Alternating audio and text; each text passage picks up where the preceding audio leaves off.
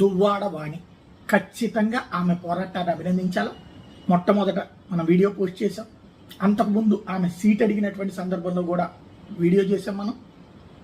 వాడి పట్ల సాఫ్ట్ కార్నరే ఉంది. ఈవెన్ భర్త వేరే అమ్మాయితో సంబంధం పెట్టుకున్నాడని తెలిసిన తర్వాత తిరగబడటం కానీ, తన కుమార్తె వెళ్ళి పోరాటం కానీ తప్పని పొరపాటు కూడాను. ఇంకా ఎందుకు యాక్షన్ తీసుకోలేదు వైఎస్ఆర్ కాంగ్రెస్ పార్టీ అని నేను కూడా ప్రస్తావించాను, వీడియో కూడా చేశాను. కానీ ఒక సింపతి తెచ్చుకునేటటువంటి సందర్భంలో తన యాటిట్యూడ్ అన్నటువంటిది ఇప్పుడు సమస్య అవుతుంది. భర్త పట్ల కంటే కూడా రాజకీయ అధికారం కోసం, లేదంటే రాజకీయం కోసం తన కుటుంబాన్ని వీధులు పెట్టుకుంటుంది అన్నటువంటి విషయం కనబడుతుంది. అందులో ఒకటి, ఇప్పుడు తను అడుగుతున్నది ఏంటి, భర్త ఇల్లు ఖాళీ చేసేసి, అంటే ఉన్నది తను ఆల్రెడీ ఆస్తి అంతా రాసి ఇచ్చారని వాళ్ళ అమ్మాయి చెప్తుంది, తను చెప్తున్నాడు ఏది